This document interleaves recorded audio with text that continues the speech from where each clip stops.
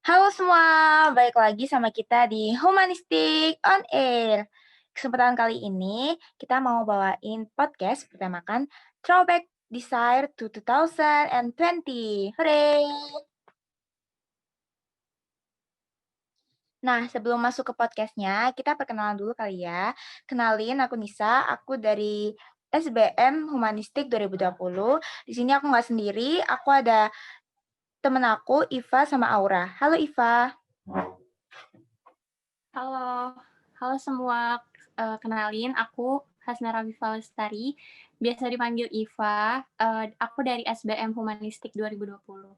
Halo semua. Halo Iva. Nah, selanjutnya ada Aura. Halo Aura. Halo semua, kenalin nama aku Aura Casana Putri, bisa dipanggil Aura, aku juga dari SBM Humas 2020. Salam kenal semuanya.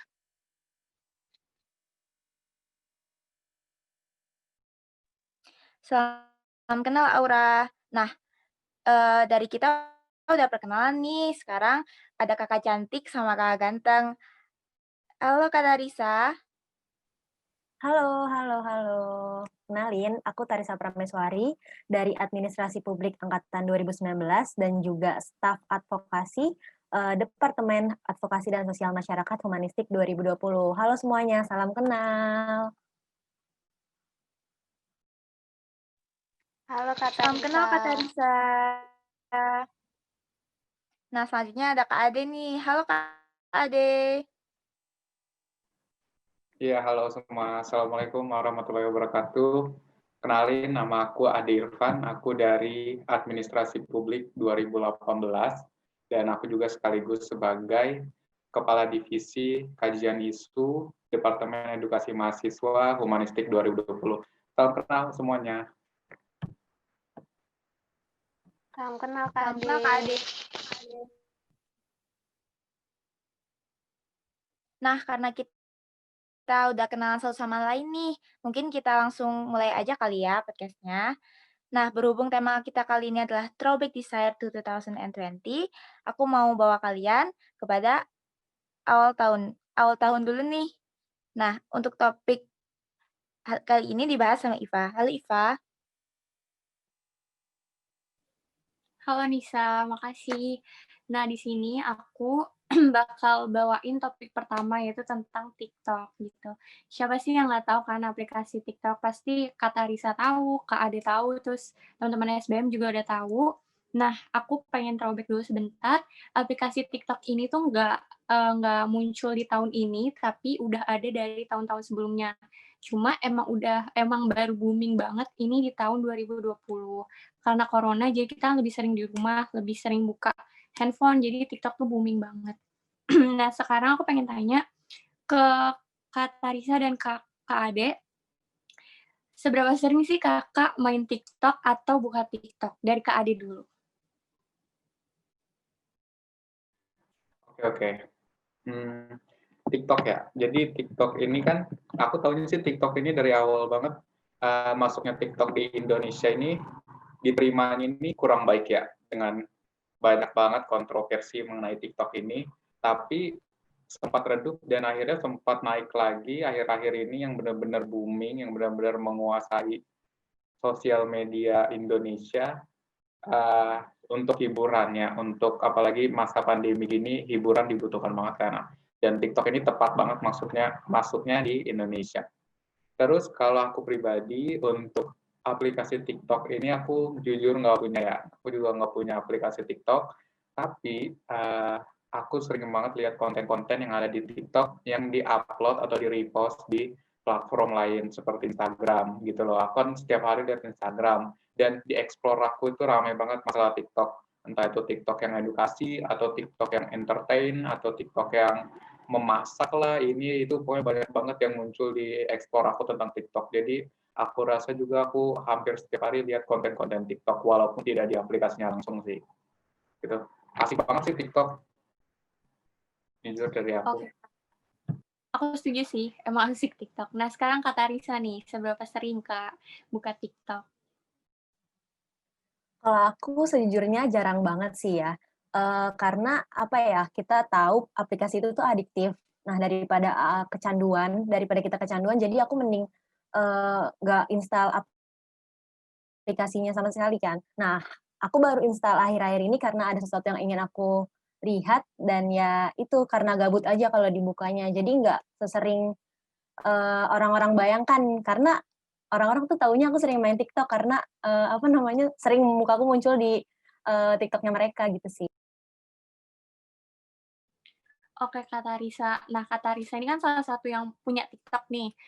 Nah, di TikTok itu kan nggak cuma ada video joget-jogetan, tapi juga ada tren-tren yang booming banget di tahun 2020. Nah, kayak dalgona, tie-dye, terus ngewarnain rambut. Nah, Kak Tarisa nih ada nggak sih pernah coba gitu dari tren-tren itu? Kalau yang tadi kamu sebutin, aku pernah coba cat rambut. Nah, untuk yang kayak tie-dye gitu-gitu, yang masak-masakan juga, aku lebih banyak dikirimin sih sama teman-teman. Terus kan waktu itu sempat viral juga di search box yang katanya rasanya ingin meninggal gitu-gitu kan. Nah, itu aku sempat beli dan cobain dan ya benar kata orang-orang, maksudnya ya seenak itu rasanya. Jadi ya nggak semua tren yang di TikTok aku ikutin gitu loh. Yang sebisanya aku aja dan nggak magernya aku aja gitu. Oke, Kak Tarisa. Tapi sebelumnya nih aku mau tanya sama Kak Tarisa dulu. Ada nggak sih, Kak, konten-konten favorit di TikTok Kakak yang kayak, ih, yang bikin adiktif banget buat Kakak gitu, itu konten apa? Kalau aku lebih ke ini sih, aku kan suka One Direction kan, jadi ya aku lebih suka yang kayak jelas gitu loh, idolnya siapa gitu-gitu, nggak yang kayak spesifik harus challenge ini atau tips ini itu yang aku ikutin, enggak sih. Jadi ya karena satu idol itu jadi aku sukanya ya konten itu aja gitu. Oke. Nah, sekarang aku beralih sama ke Kak Ade.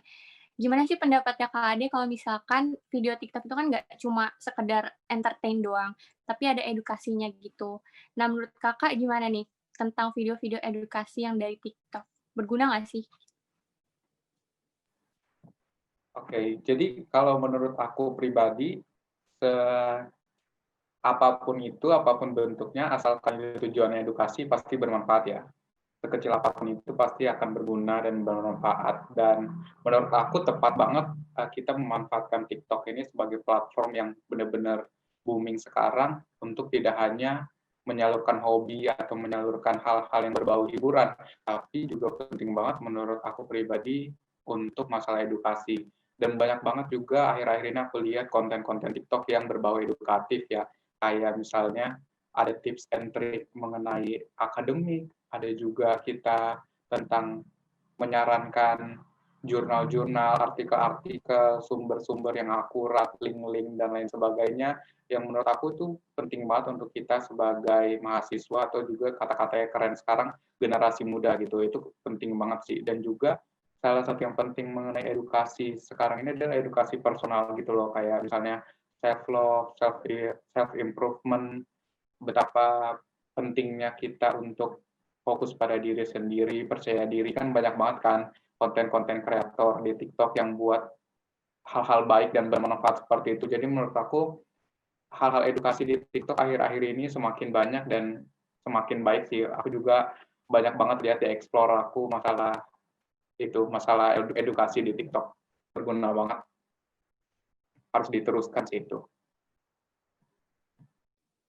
Aku setuju banget sih sama Kak Ade. Jadi di TikTok itu, nah kebetulan aku juga sering main TikTok, cuma aku nggak se-addicted itu. Nah, aku pengen ngejelasin juga nih kalau menurut aku, sebenarnya kalau misalkan kalian punya TikTok itu sebenarnya tergantung sama FYP-nya. Kalau aku setuju sih sama kata Risa tadi, kalau kata Risa itu kan FYP-nya tentang One Direction gitu-gitu segala macam. Nah, kalau aku kan lebih ke tips-tips gitu sih. Dan waktu aku UTBK juga aku pernah nge-save-in kayak tips and trick terus rumus cepatnya dari matematika gitu. Jadi menurut aku TikTok ini nggak selain entertain juga bisa mengedukasi. Nah, ini lanjut topik selanjutnya. Boleh ke Aura, silakan. Nah, kita di sini kan lagi ngomongin tentang tahun 2020 nih. kita juga tahu kan kalau di 2020 ini ada masalah di bumi kita ini. Contohnya kayak pandemi COVID-19, terus ada yang gara-gara pandemi ini banyak orang yang di PHK, terus ada beberapa legenda yang meninggal dunia. Contohnya kayak Januari itu ada Kobe Bryant, terus bulan April ada Glenn Fredly, ada yang lain-lain juga. Terus ada beberapa musibah juga kayak banyak gunung yang meletus. Nah, menurut Kak Tarisa sama Kak Ade, gimana sih menurut pandangan kakak-kakak ini? Apa itu sebuah kebetulan apa gimana gitu kalau menurut Kak Tarisa sama Kak Ade? Bisa Kak Ade dulu deh. Oke. Iya sih itu salah satu highlight yang benar-benar mengharukan dan menyedihkan di 2020 ini. Salah satunya juga banyak yang legenda-legenda yang tadi yang meninggal.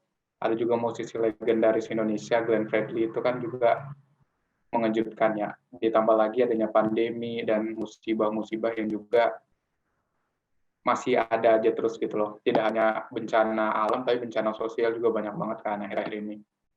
Itu sih yang emang menyedihkan banget, tapi itu kan emang udah direncanakan sama Allah, sama yang di atas.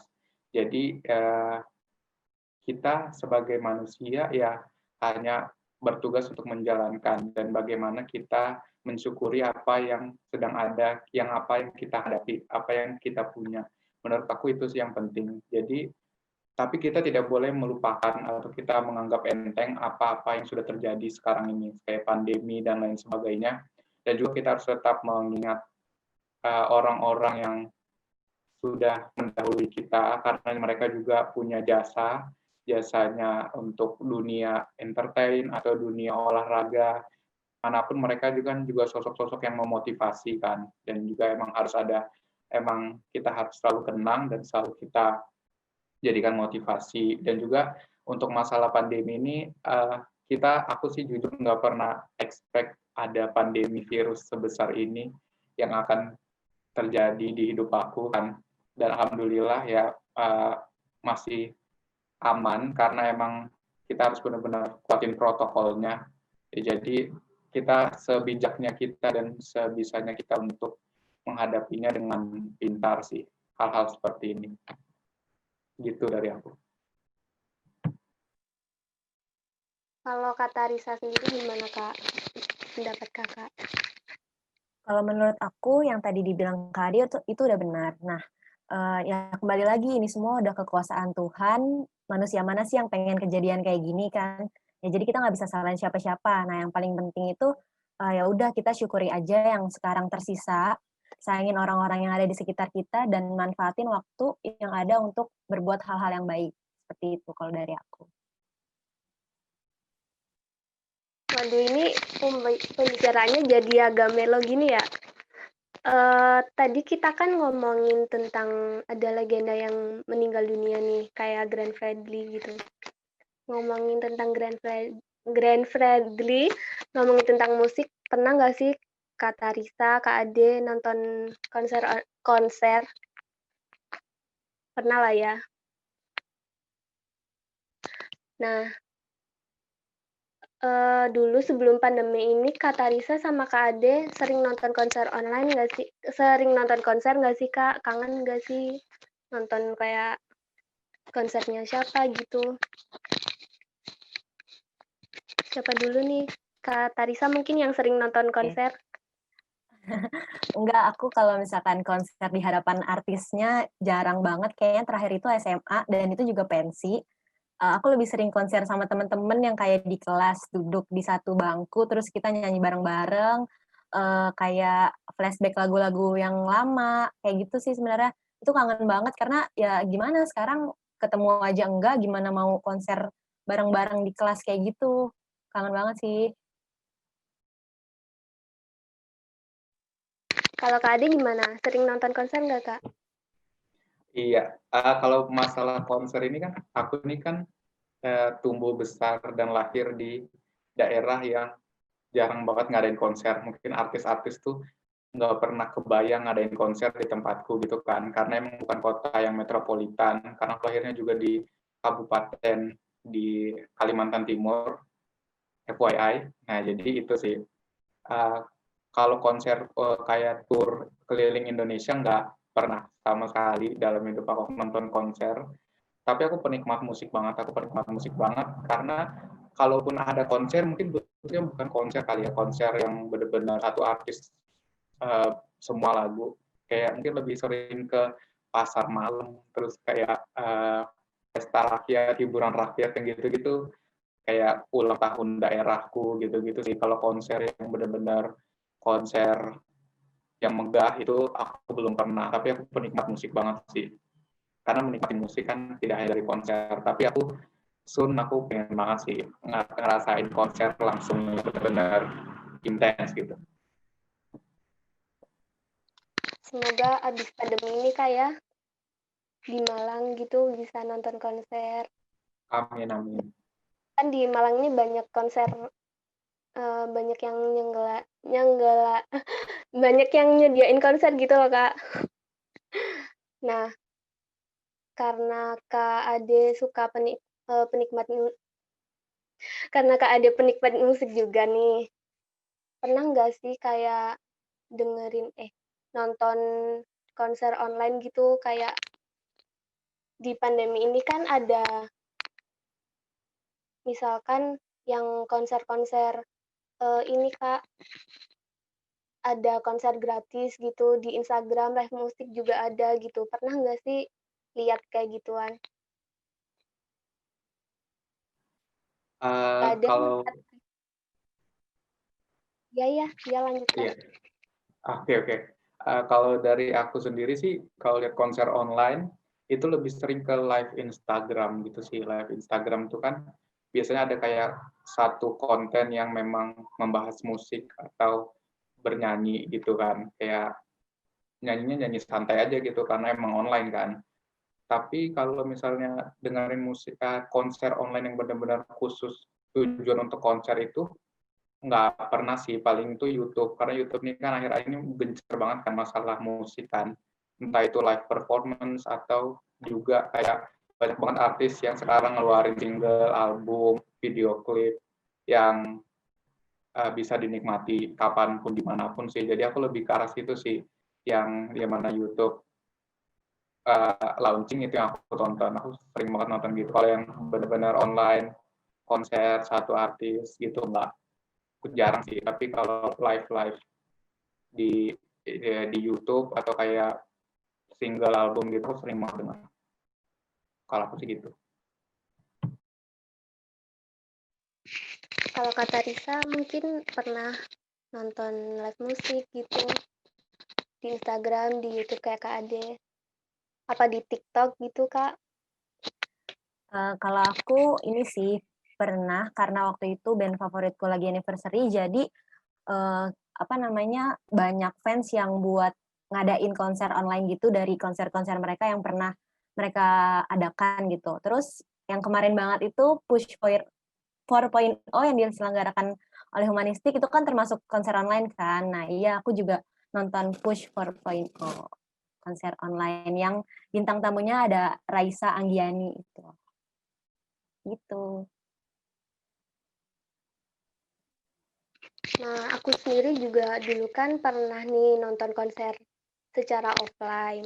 Tapi kan kalau di pandemi ini kan jadi semua itu harus secara online gitu. Banyak hal-hal yang berubah, terus jadinya lewat lewat smartphone semua, harus secara virtual gitu. Nah, terus kita jadi di rumah terus, di rumah aja gitu, Kak. Kalau boleh tahu nih, waktu pandemi ini banyak waktu senggangnya nggak sih, Kak? Terus dipakai buat apa gitu? Mungkin Kak Tarisa dulu. Oke, jujur kalau di kuliah online gini, aku waktu senggangnya dikit karena waktunya dipakai buat nugas semua gitu kan. Nah, tapi kalaupun ada, biasanya aku buat scrolling media sosial aja sih, kayak IG, Twitter, YouTube. Nah, tapi kalau misalkan lagi nggak males, aku juga nonton series, nonton film yang lagi booming atau yang kayak aku udah pernah tonton dan aku pengen tonton ulang. Nah, kalau misalkan itu kan semuanya berhadapan dengan gadget ya. Kadang kan kita juga capek dengan mata kita selalu ngeliat layar gitu. Jadi aku paling lari ke main sama kucing-kucingku di rumah kayak gitu sih, atau enggak main sepeda gitu sih. Kayak waktu senggangnya aku pakai yang kayak gitu aja. Banyak waktu-waktu yang berubah nggak sih Kak, kayak jam tidur gitu misalkan? Kalau jam tidur ya berubah. Aku bandinginnya sama waktu aku di kos ya. Kalau di kos kan misalkan kita habis rapat atau kayak habis ngerjain tugas jam 10 kelar, ya udah langsung tidur, langsung pulang, langsung tidur. Tapi kalau di sini entah kenapa kayak jam 12 malam tuh mata masih seger. Jadi kayak ya udah masih scrolling aja gitu kalau kalau di sini. Terus mandi gitu Kak, masih sering mandi nggak? Maksudnya Aku harus mandi. mandinya masih normal. Kalau mandi aku masih normal. Kalau untuk tidur ya gitu deh. Kalau Kak Ade mau cerita nggak Kak? Ngapain aja selama pandemi ini? Mau dong, mau banget. Jadi kalau masalah pandemi, tadi itu produktivitas. Jadi produktif ya. Pandemi ini harus produktif sih. Tadi itu pertanyaannya masalah waktu senggang yang ngisi waktu senggang. Kalau pribadi aku waktu senggang itu lumayan ada waktu senggang, tapi aku bingung nih gimana cara ngadepin waktu senggang karena pengen keluar juga keramaian ya kan ya. Misalnya banyak banget keramaian, jadi padahal aku pengen banget keluar gitu kemana. Tapi akhir-akhir ini sih aku selain nugas itu kayaknya agenda rutin sekarang kita di online gini kan. Aku juga lagi sering banget olahraga gitu kayak jogging. Banyak banget sih aku isi waktu untuk olahraga ya, karena kan intensitas makanku juga agak sedikit lebih meningkat sebelumnya dibandingkan offline. Jadi harus diseimbangkan dengan olahraganya juga sih. Jadi itu sih aku akhir-akhir ini suka banget olahraga, nggak tahu kenapa, tapi tugas tetap nomor satu sih untuk aktivitas luangnya itu pribadi. Nah, karena ngomongin tugas nih Kak, ada nggak sih kayak kesulitan ngerjain gitu? Perbedaannya di masa pandemi ini sama sebelum pandemi gitu Kak? Buat Kak Ade aja, kan tadi habis ngomongin tugas nih Kak ya. Iya. Kesulitan tugas online sama offline itu mungkin ada kesulitan sama kemudahannya masing-masing kali ya. Karena kalau kesulitannya tentu kita nggak bisa interaksi langsung sama teman-teman kan, yang biasanya bertukar pikiran, diskusi, dan saling memberi masukan gitu kan. Karena kita emang butuh masukan-masukan untuk referensi tugas kita kan. Itu sih kesulitannya. Tapi karena adanya Mbah Google yang juga semakin canggih ini, dengan sumber-sumbernya dan juga adanya juga perpustakaan nasional dan lain sebagainya, menurut aku itu juga cukup sangat-sangat membantu untuk konten-konten tugas kita. Jadi tugas itu bagaimana kita menghadapinya aja sih, harus tetap teratur walaupun sekarang online. Walaupun aku awalnya juga kaget banget kan karena intensitas tugas kita selama online ini semakin banyak dan semakin banyak semakin numpuk gitu loh, nggak sama kayak offline. Ya karena mungkin itu alasannya untuk mensupport nilai-nilai kita nanti kan, karena itu juga menurut aku sih penting sih untuk misalnya menutupi kesalahan kita di satu tugas butuh tugas lain. Jadi seperti itu sih. Jadi kita harus tetap semangat walaupun banyak tugas. Semangat ya guys walaupun banyak tugas. Semangat Kak. Terus nih aku mau nanya, biasanya kan kalau ada tugas kelompok gitu, ada kesusahan nggak sih Kak? Misalkan ada yang hilang-hilangan, terus nggak ada yang mau ngalah ngerjain duluan gitu, misalkan. Kak Tarisa mungkin mau cerita. Oke, kalau yang tugas kelompok itu sulit juga ya, karena kan kita mungkin nggak pernah ketemu sama orangnya gimana, orangnya siapa, atau mungkin dia kakak tingkat. Jadi kalau aku sama teman-temanku, biasanya kita sekelompok itu ya udah milih sama orang-orang yang udah kenal aja, terus membaginya ya udah misalkan disuruh buatnya PowerPoint. Ada yang mencari materi, ada yang ngedit PPT-nya, ada yang nge-share screen saat presentasi gitu sih. Jadi kayak ya udah lo udah bagiannya ini ya udah kerjain. Kalau misalkan nggak bisa nanti di backup itu sih paling.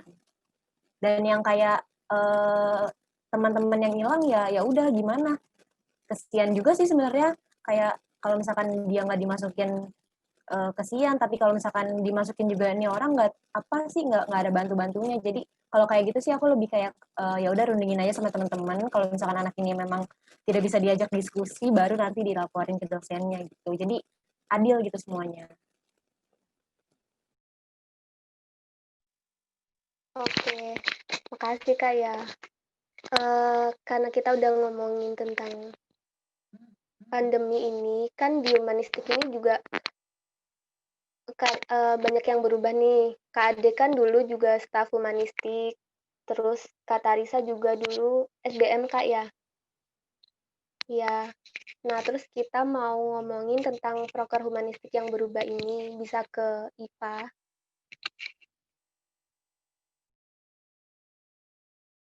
Oke. Dari aku dulu kan ya ini. Ke IPA Kak. Oh, ke IPA. Iya. Iya, Sip. maaf Kak ya. Nah, iya nih Kak, aku juga pengen yang tadi dikasih tahu sama Aura juga. Kalau misalkan perubahan-perubahan itu kan terjadi gara-gara corona, dari kegiatan yang offline terus jadi online semua, itu kan kayak kayak kaget gitu. Dan nggak bisa dipungkiri juga kan. Aku pengen tanya nih buat Kak Ade Irfan. Eh, proker di humanistik itu kan banyak banget nih. Tapi yang ngejalaninnya itu secara offline gitu. Nah, gimana kayak contohnya attraction gitu kan, Kak.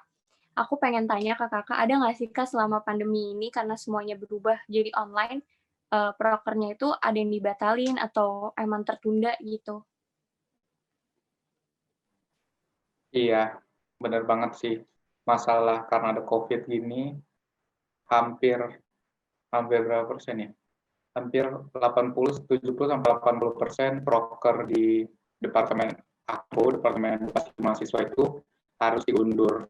Karena kan kita sempat melaksanakan proker di awal tahun itu sesuai rencana. Tapi karena tiba-tiba ada COVID-19 ini datang, jadi harus ada beberapa proker yang dibatalkan dan diundur ke itu ke semester ganjil. Awalnya kan harusnya ada di semester genap, tapi akhirnya dioper ke semester ganjil karena perubahan konsep, perubahan timeline, perubahan lain sebagainya itu membutuhkan waktu yang cukup lama juga kan.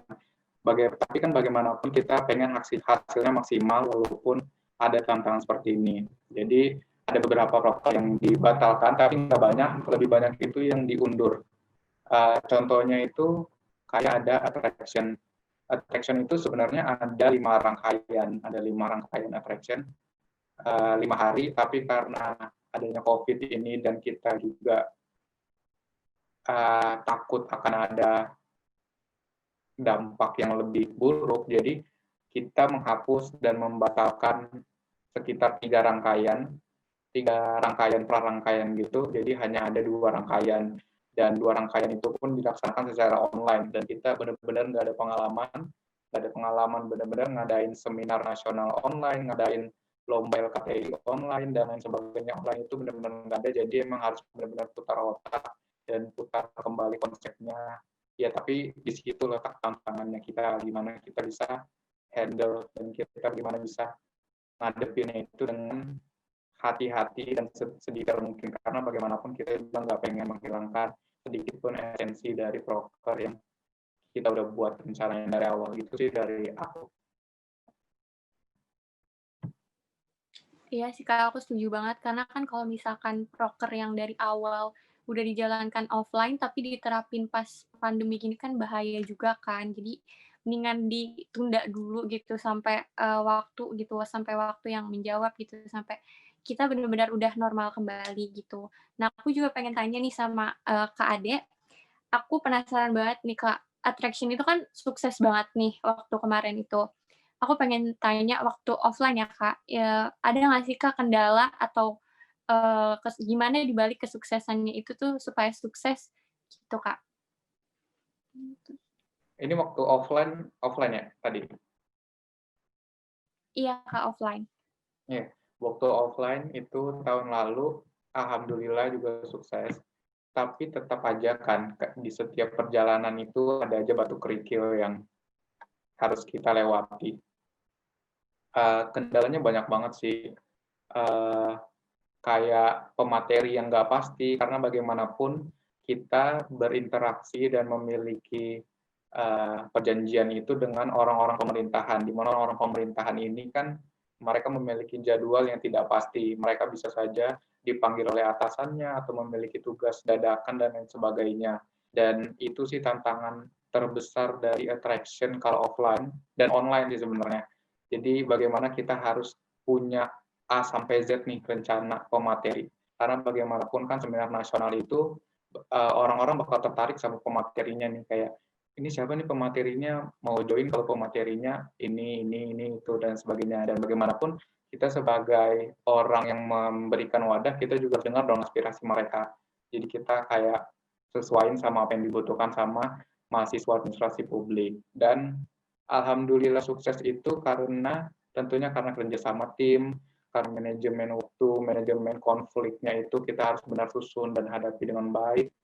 Harus benar-benar hati-hati atas segala langkahnya, karena bagaimanapun ini acaranya skalanya nasional kan, dan seluruh Indonesia bisa ikutan. Jadi kita bagaimanapun harus maksimal dan tidak boleh pesimis. Itu sih menurut aku yang sangat-sangat penting. Confident sama pesimis itu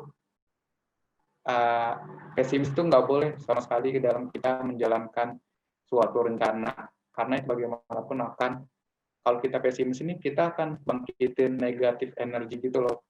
Ada aura-aura negatif yang secara tidak langsung muncul dan akan berdampak pada apa yang kita jalani. Jadi kalau kita misalnya confident, bagaimanapun akan muncul aura-aura positif yang akan menyebar ke tim-tim atau divisi-divisi. Jadi tapi bagaimanapun confident juga harus tetap disesuaikan sama usaha kita. Harus ada effort juga di setiap confident itu.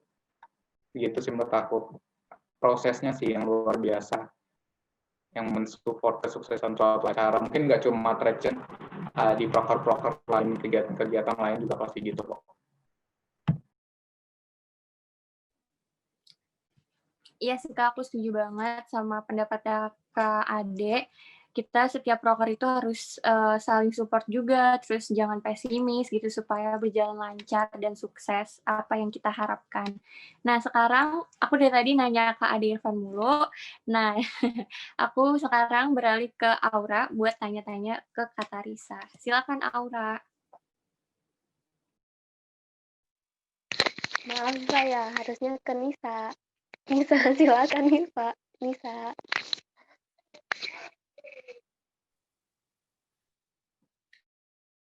Oke, makasih Aura atas kesempatannya. Tadi kan kita udah saling tahu tentang proker dari edukasi mahasiswa yang udah dijelasin sama Kak Irfan tadi. Nah, selanjutnya aku mau tanya nih ke Kak Tarisa tentang proker Atsos. Nah, pertanyaan pertama, ada nggak sih proker Atsos yang ditunda atau dibatalin gara-gara pandemi ini? Tentu ya, ada beberapa proker, baik itu di divisi advokasi atau sosial masyarakat yang kita tunda dan batalkan. Nah, kalau yang dibatalkan itu, kalau dari advokasi ada Bincang Advo. Bincang Advo itu proker yang pada dasarnya itu interview antara kita dari advokasi yang ngambil aspirasi dari mahasiswa, administrasi publik untuk kayak bertanya-tanya kepada pejabat-pejabat di via gitu. Tapi karena itu kan nggak memungkinkan kan, jadi ya udah dibatalkan. Kemudian di sosial masyarakat itu ada namanya humanistic live-in. Proker ini tuh jadi nanti kita akan tinggal beberapa hari di masyarakat di sebuah desa di Malang. Waktu itu kalau nggak salah nama desanya Desa Pagak. Tapi karena ya baik lagi ini pandemi nggak bisa dihindari, jadi ya udah dibatalkan. Padahal waktu itu udah sempat oprek anggota, panitianya. Pokoknya udah berjalan tapi karena ya kondisi seperti ini jadi harus dibatalkan gitu. Terus kalau yang ditunda, ada sih ditunda plus diganti konsepnya gitu, kayak misalkan apa namanya, kalau di sosial masyarakat itu ada namanya proker hijau bersama bumi. Hijau bersama bumi ini merupakan proker yang pada dasarnya itu merupakan aksi menanam pohon. Nah, tapi kan nggak mungkin lagi kan. Nah, jadi diganti menjadi web seminar nasional tanpa menghilangkan urgensi dari tujuan dari proker tersebut. Seperti itu sih. Gitu. Oke, jadi kerasa banget ya dampak karena pandemi ini di proker Aksos maupun proker edukasi mahasiswa. Nah, selanjutnya aku mau tanya nih, mungkin ada nggak sih perbedaan yang signifikan banget di antara waktu ngerjain proker secara offline atau online gitu?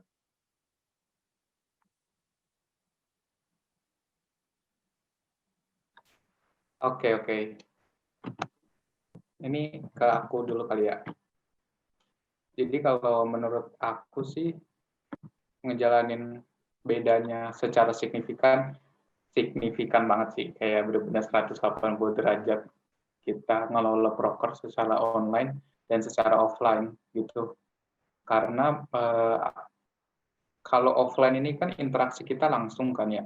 Ya bagaimanapun kalau interaksi langsung itu bakal jauh lebih efektif, bakal jauh lebih efisien, dan lebih nyaman aja gitu interaksinya secara langsung. Tapi kalau online ini kan rapat-rapatnya dan briefing-briefing ini harus secara online, dan belum lagi ada hambatan-hambatan yang kita bisa tidak terduga, kayak misalnya ada gangguan jaringan di satu daerah, atau juga, tapi kita jujur nggak sih, kayak misalnya kalau kita rapat secara online capek banget lihat layar, kayak mata tuh kasihan banget nggak sih lihat layar, apalagi kalau rapatnya sampai tengah malam atau sampai subuh gitu. Aku pernah sih sampai kayak jam 1, jam 2 gitu, dan itu cukup membuat mata lelah banget, dan itu salah satu yang benar-benar beda banget sih, signifikan. Soalnya kalau offline tuh sampai jam 2, jam 3, jam 4 pun karena kebersamaan itu kerasa banget gitu, jadi kita masih kayak mampu gitu. Tapi kalau online gini ya gitu sih, lebih capek mental, lebih capek pikiran menurut aku, walaupun fisiknya nggak banyak gerak.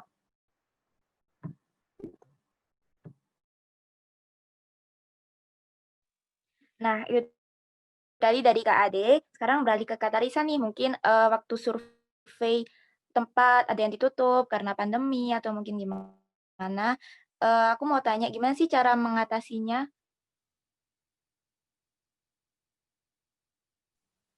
Kalau cara mengatasi yang survei tempat itu kan udah dari sebelum ini ya, sebelum pandemi. Jadi pas pandemi kita nggak ada survei tempat yang gimana-gimana, kecuali waktu itu ada program kerjanya dari Sosma, yaitu Papan Guyup. Papan Guyup itu terdiri dari 3 rangkaian. Yang pertama itu sosialisasi, maksudnya yang pertama itu pembenahan perpus dan arsip RW, dan itu mereka anak sosial masyarakat langsung terjun ke Kampung Rais di Malang. Kemudian rangkaian keduanya itu online, karena kita sosialisasi ke Karang Taruna yang ada di sana mengenai cara membuat proposal kegiatan dan sponsorship yang baik itu seperti apa. Dan yang ketiga itu, Papan Goib yang rangkaian ketiga itu, kita membuat webinar nasional yang menghadirkan beberapa narasumber seperti Valdo Maldini, Ngalup Coworking Space, dan perwakilan dari pemimpin ID. Terus kalau ada lagi program dari sosial masyarakat, yaitu Generasi Emas, yang ada 3 rangkaian juga. Yang pertama itu sosialisasi pembuatan absensi online. Nah, kalau ini mereka anak-anak Sosma kembali ke survei langsung ke SD 3 di Noyo, dan itu aman-aman aja. Kemudian yang rangkaian kedua itu online, karena di sini kita memberikan video pembelajaran untuk mendukung pembelajaran dari rumah. Kemudian yang ketiga itu ada lomba mewarnai yang dilaksanakan di SDN 3 di Noyo itu. Jadi dari kita ngasih tahu ke gurunya, terus nanti gurunya distribusiin ke murid-muridnya. Jadi kayak gitu. Terus kalau yang aksi yang langsung turun ke lapangan itu kemarin itu ada aksi edukasi dan aksi Friday Teaching. Aksi edukasi ini ada 2. Yang pertama itu ada aksi yang bersih pantai, yang kedua ada Friday Teaching. Nah, yang kalau bersih pantai ini gimana sih kita lihat keadaan pantai. Waktu itu kita ke pantai Ngelip yang ada di Kabupaten Malang. Di sana ternyata banyak sampah yang banyak banget. Akhirnya ya udah kita pulang-pulang membawa 6 karung beras yang isinya tuh sampah semua. Kemudian ada lagi Friday Teaching ini kemarin anak-anak Atsos itu pergi ke Desa Moharto yang ada di Malang dan sekaligus memberikan edukasi mengenai COVID, cara menghindarinya, seperti itu. Dan kalau dari advokasi ada proker ini bukan yang tentang ini ya ke survei tempat ya untuk cara mengatasi proker yang tertunda itu. Ada satu namanya beasiswa humanistik. Nah, sebelum pandemi ini kan kita mencari dananya ini lewat danus ya, danusan, jualan gorengan, terus jualan bunga. Tapi kan itu nggak mungkin kan karena kita online. Jadi kemarin kita cari cara yaitu dengan paid promote. Terus kita juga jualan barang-barang yang sekiranya masih layak pakai. Kemudian yang terakhir itu dari anak-anak Atsos ada ikutan lomba, beberapa lomba yang hadiahnya lumayan yang bisa untuk menutupi dana dari beasiswa humanistik tersebut, seperti itu. Jadi intinya kalau Atsos itu ya menjalankan programnya secara dinamis aja. Jadi pandemi itu dijadikan sebagai tantangan sendiri sih buat kita tetap mencapai target yang kita mau, seperti itu. Nah, betul banget. Pandemi kita harus jadiin sebuah pembelajaran mungkin ya, karena sebuah tantangan buat ngerasain proker kita yang sekarang gitu. Terus sekarang kita mau beralih ke topik selanjutnya yaitu Best Moment of 2020.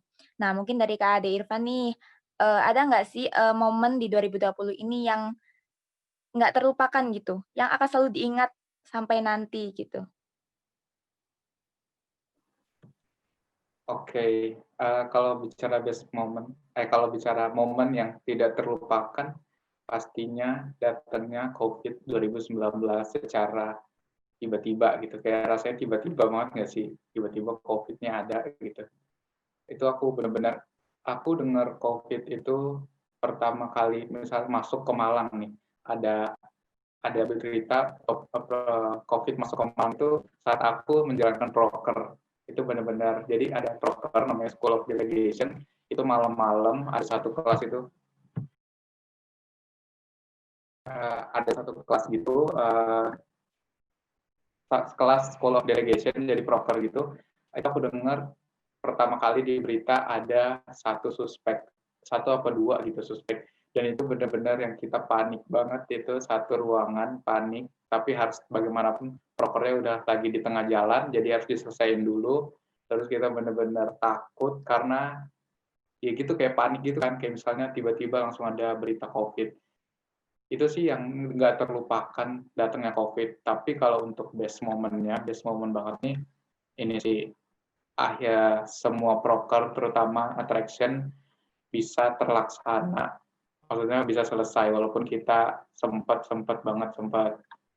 kemana-mana pikiran kita. Jadi waktu attraction selesai itu karena soalnya kayak kebayang gitu loh, 8 bulan atau 9 bulan persiapan dari awal banget, semuanya disiapin dari nol, bareng-bareng kerjasama dan lain sebagainya, sedih senang semuanya dilalui dan akhirnya itu selesai. Jadi kayak ngerti nggak sih, kayak misalnya ada sesuatu yang kita tanggung tapi akhirnya udah selesai. Jadi rasanya lega banget, itu best moment banget sih, dan bakal dikangenin sih interaksi-interaksi membahas proker-proker, nggak cuma action sih, banyak banget. Apalagi sekarang proker edukasi mahasiswa udah selesai.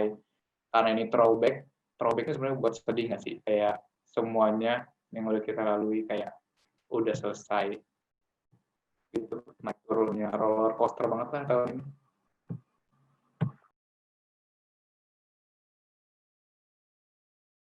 Oke, mungkin dari Kak Ade adalah kaget ya waktu ada COVID yang tiba-tiba ketika mau menjalankan suatu proker ya. Pasti semua orang kaget kan ya. Nah, untuk dari sisi Kak Tarisa nih, kayak gimana mungkin?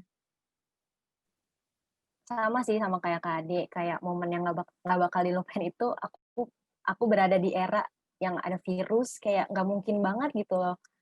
Ya kayak aneh aja gitu ntar ceritain ke anak cucu kayak aku insya Allah berhasil survive dari COVID-19 ini sih, amin. Terus kalau untuk best momennya itu benar kata Kak Ade kayak proker-proker berjalan sesuai dengan rencana walaupun agak geser-geser dikit itu ya termasuk best moment karena kita nggak bakalan kepikiran kayak apa sih selama ini kan direncanakannya offline tapi ternyata berjalannya itu online kayak gitu. Nah kalau yang secara pribadi aku ada best moment nih, ada 2, yaitu waktu aku ulang tahun sama aku kemarin ke Malang. Kalau yang aku ulang tahun itu pas banget hari-hari terakhir sebelum kebijakan adanya kuliah online gitu. Jadi kayak ya ampun bersyukur banget aku masih bisa ngerayain sama temen-temen kan. Jadi kayak kalau diinget-inget ya Allah bersyukur banget kemarin masih bisa ketemu teman-teman. Sedangkan yang kayak teman-teman yang lainnya gitu kayak buat ketemu yang lain aja susah gitu loh. Terus yang kedua itu waktu aku kemarin ke Malang, aku sempat ke Malang kemarin untuk cek kosan sama ikut proker aksi edukasi yang tadi ke pantai itu kan. Terus aku kayak ngerasa bersyukur banget kayak ya Allah ini teman-teman aku yang udah lama gak ketemu akhirnya ketemu lagi. Jadi dengan waktu yang sesingkat-singkatnya itu aku manfaatin banget buat ya udah kita lepasin itu handphone dulu, lepasin yang lain-lain dulu. Jadi aku banyak ketemu mereka. Terus selain ketemu teman-teman yang di himpunan, juga ketemu teman-teman yang di kuliah gitu sih. Kalau aku lebih banyak bersyukur sama manfaatin momen-momen yang ada aja gitu.